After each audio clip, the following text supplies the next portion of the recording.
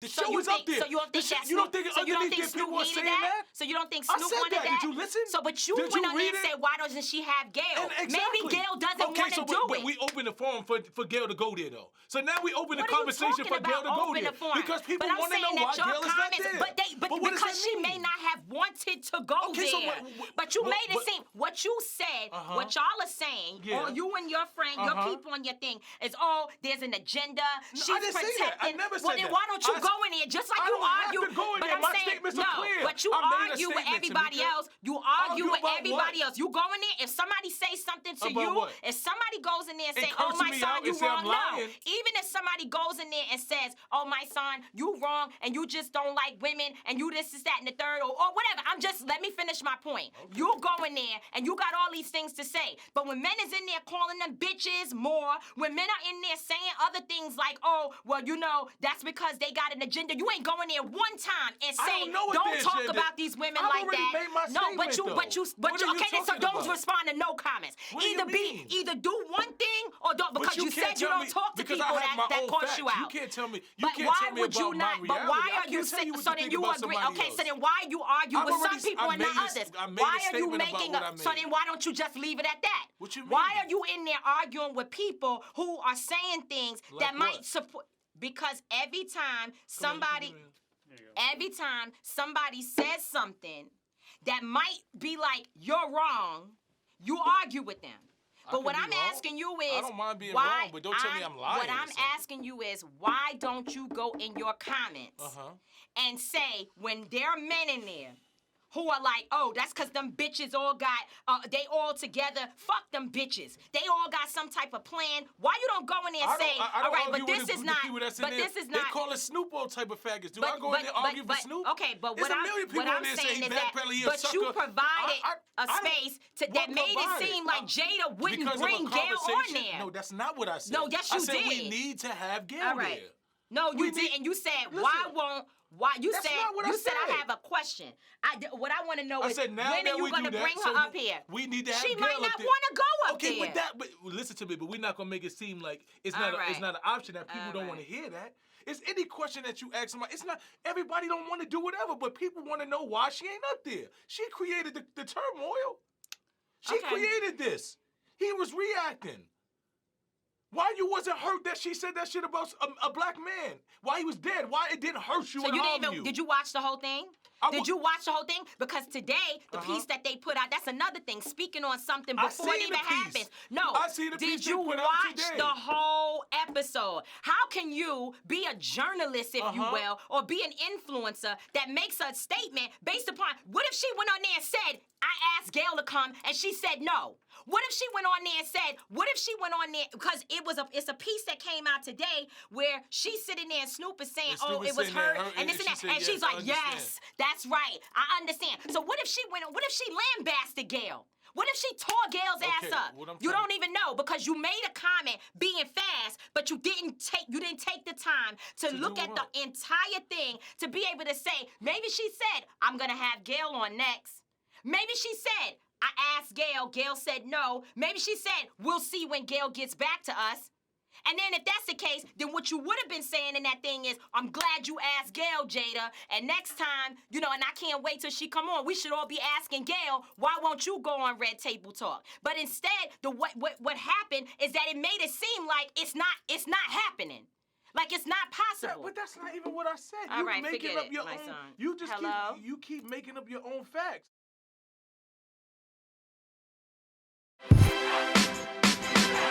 That's how we own it! What's going on, y'all? It's your boy, Mysonne, and this is Street Politicians, the place where the streets and politics meet. And I'm Tamika Mallory, and thank you for joining us for another episode. It's been a little fiery around here. Maybe you've been privy to some of the dialogue that was going on before we started the show. Lots happening in the news all the time. And you know what? My son and I, sometimes we just don't agree. We don't agree. And this is one of those times, so y'all had a little preview. You probably got some of the little firecrackers. So y'all been following us, and we've been going back and forth about this whole Gail and Kobe situation. And that little behind the scenes is us, disagreeing. So there's been some new developments.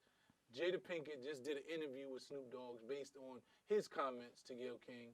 And you know, a lot of people on social media had backlash. There was a lot of different, you know, comments. And I seen the clip that I seen. So I listened to the clip and I commended it. I thought it made sense. You know, I understood Snoop's position. I understood Jada's position. And she talked about how his comments hurt her and how she felt really harmed. And he came up there and in full transparency, I haven't seen the whole episode yet. But based on what I saw, he was basically explaining how, you know, he didn't want every black woman in America to be angry with him, but he was angry at what she said, and his statements was out of that anger and frustration. So, you know, I listened to it and I commended it. I went on my social media page and I did a little video based on the clip. And I commended everybody. I said, Snoop, you did a hell of a job. Yo, I love the Red Table Talk. Jada is dope. The way that y'all bring out real topics and you talk and you come from a place that's really so passionate and raw. You know, and I said everybody should agree with what Snoop did, and I saluted him.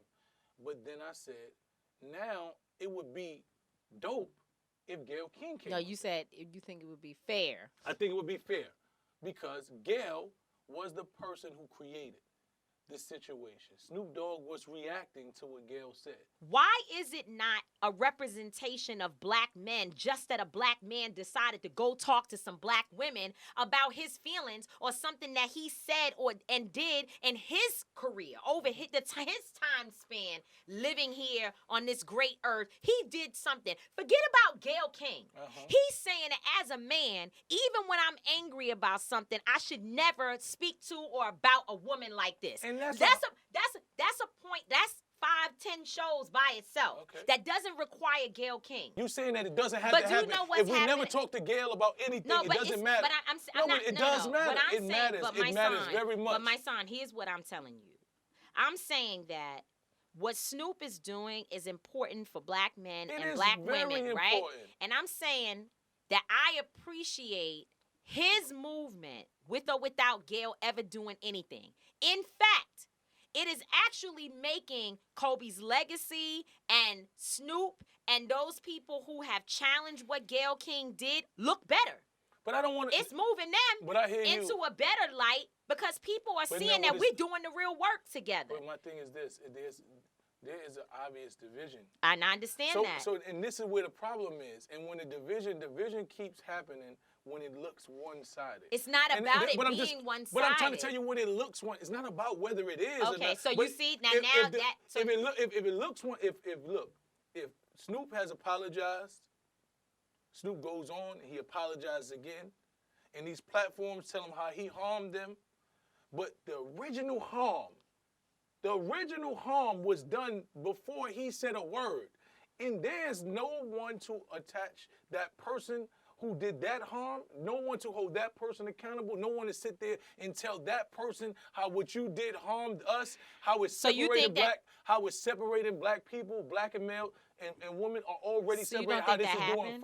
I haven't seen it. But I'm saying you don't feel like all the stuff that everybody has said to her. What I've said from the beginning. Look, Snoop, this is what I'm trying to tell you.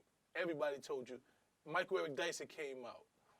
Tammy came out. Everybody told Snoop how the world. Tammy didn't say nothing negative. Okay, is it not?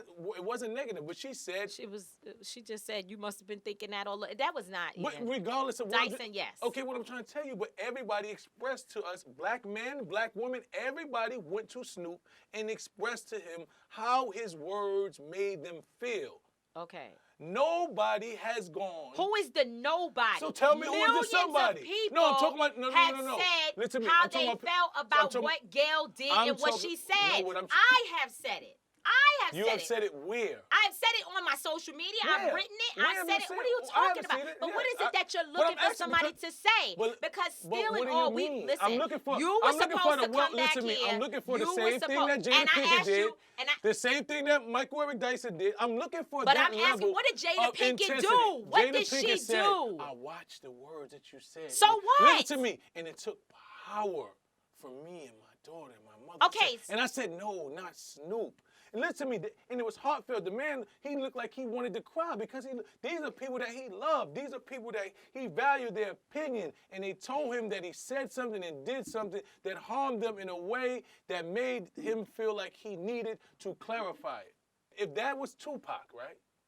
Tariq. Listen to me. Tariq. Listen to me. If somebody had asked her those questions about Tupac, she'd probably have punched him in the face. And if somebody was up there talking about interviewing somebody about Tupac, she would have felt the same way. But do you realize the difference? No. Tell me the difference. The difference is that Tupac is a man that she was in a relationship with. This is her friend.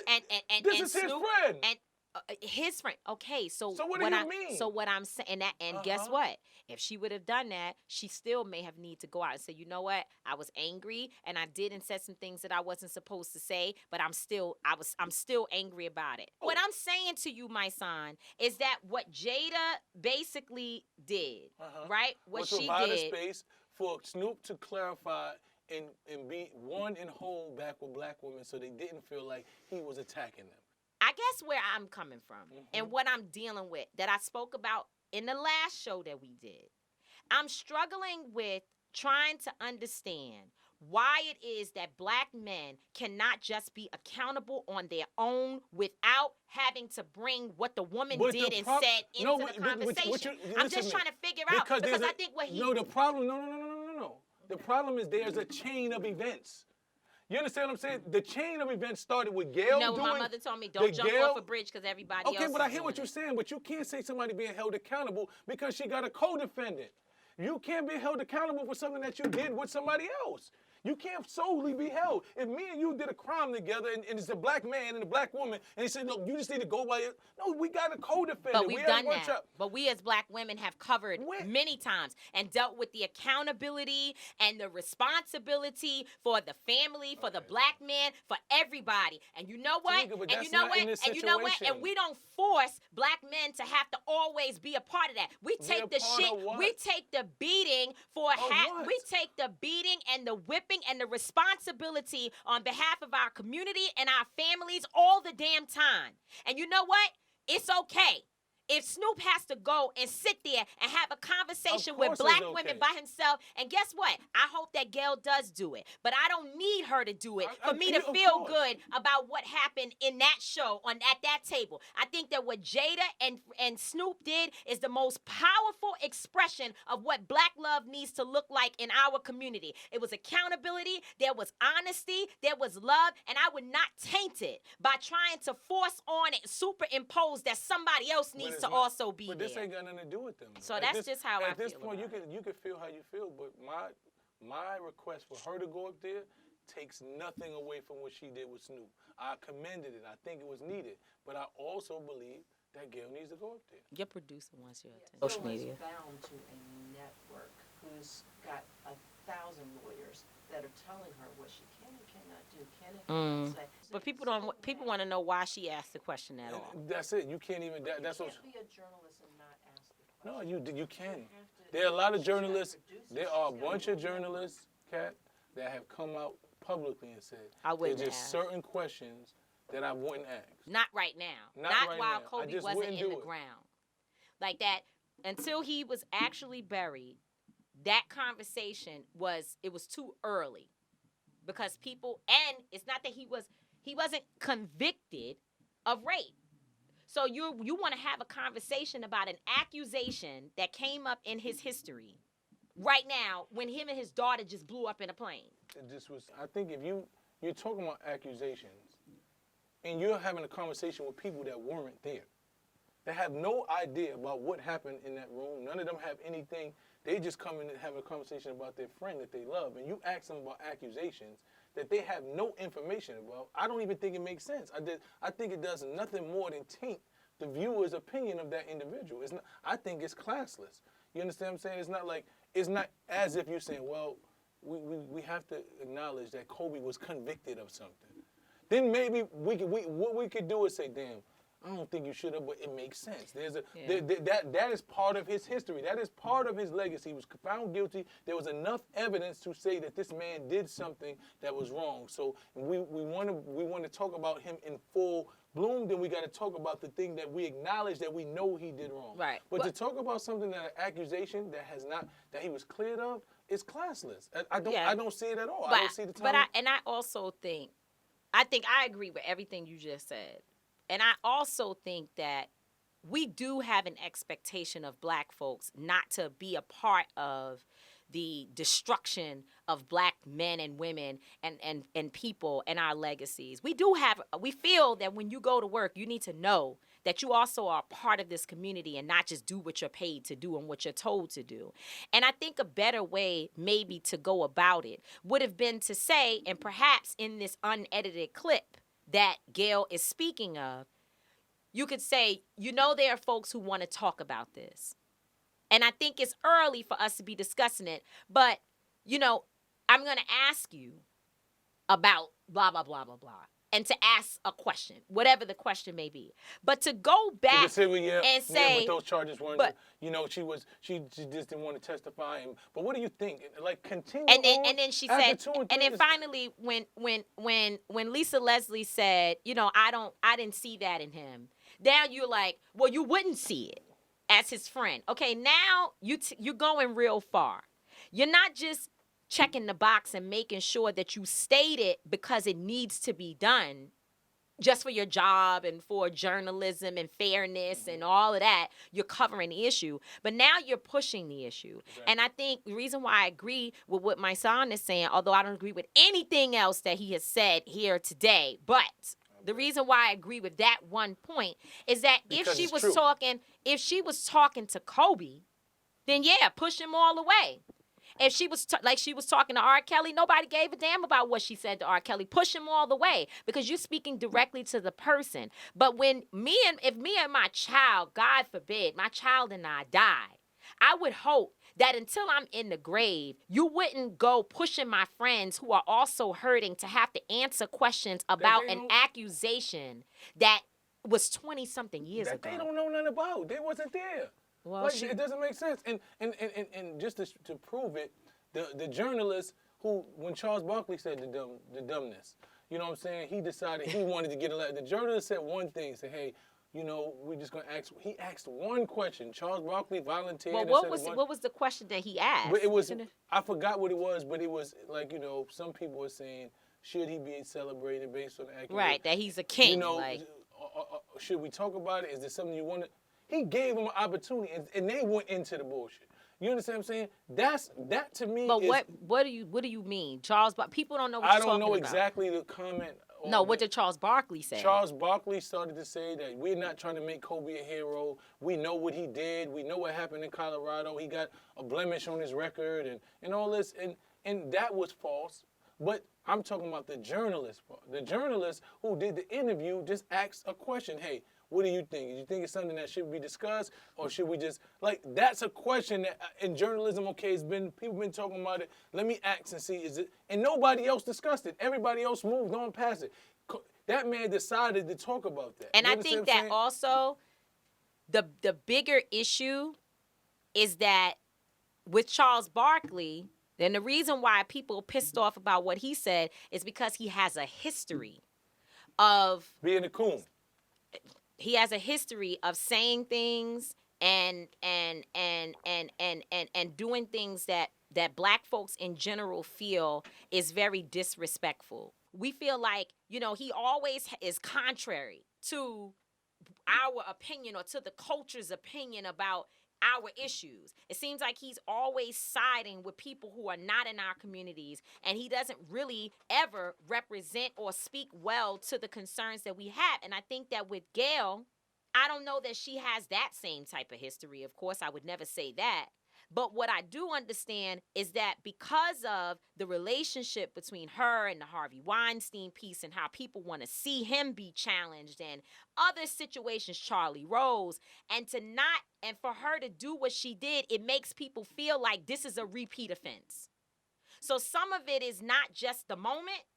It's a full spectrum, if you will. And I think she's got to deal with that. Period. And it's not, and again, I said many times, I think Gail is a darling woman. I think she's smart, and I think she does have a heart for the people. But at the same time, we have a responsibility with all the hell that black people catch every single day to be aware of how we can sometimes be used as tools in an agenda that is harmful to the very people that you come from. So what people are going to want to say, outsiders looking in, is that, there's that there are different opinions. Charles Barkley has an opinion. Gail may feel that question needs to be asked. Everybody feels a different way, and there's freedom of speech. And just like sometimes I don't agree with what you have to say, but that doesn't mean that you don't still say it, and vice versa. So when should people speak and not speak? When is the right time and the wrong time? I mean, that's the question that outsiders will ask us as Black folks. What is our expectation for the code within our communities? Well, I think it's visible. I think when you outside the code, then people will let you know. I think there's a moral compass that most people have.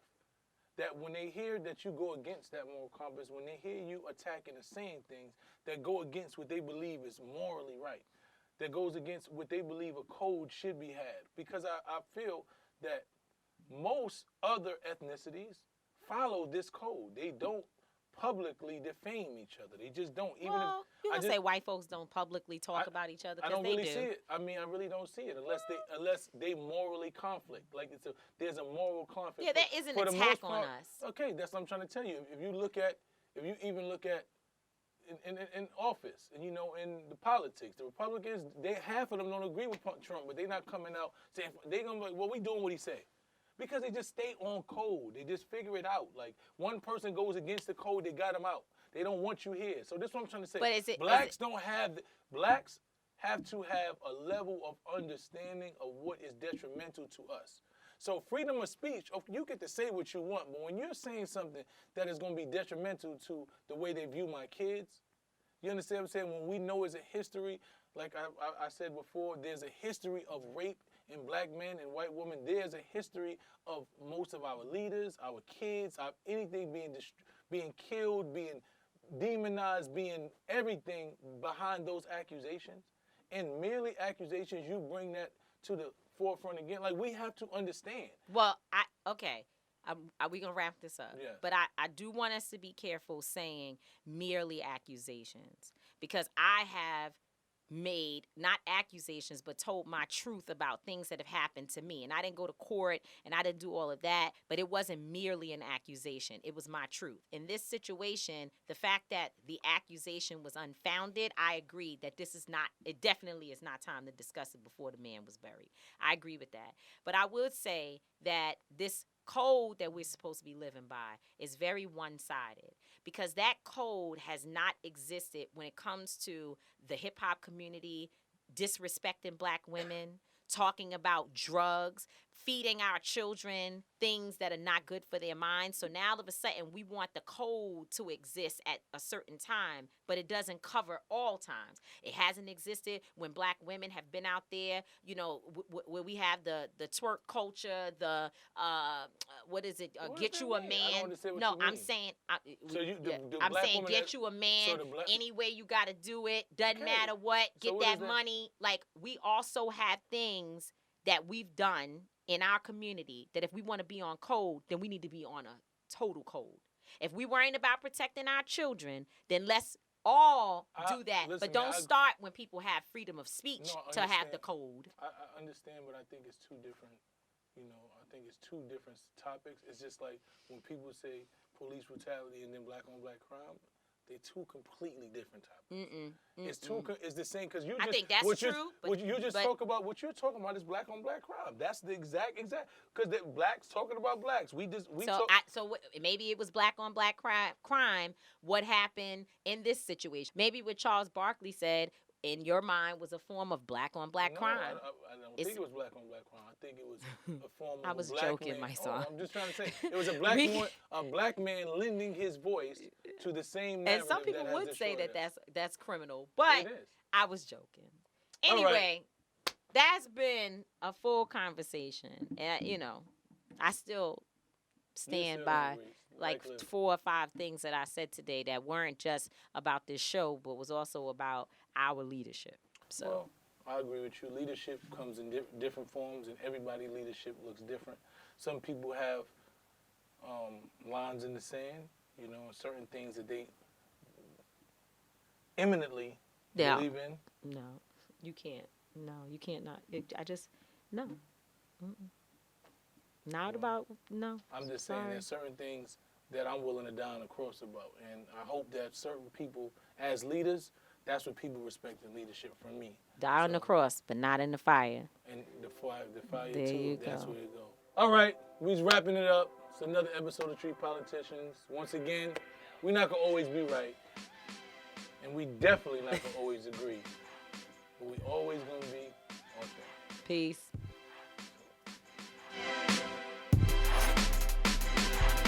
That's how we all do.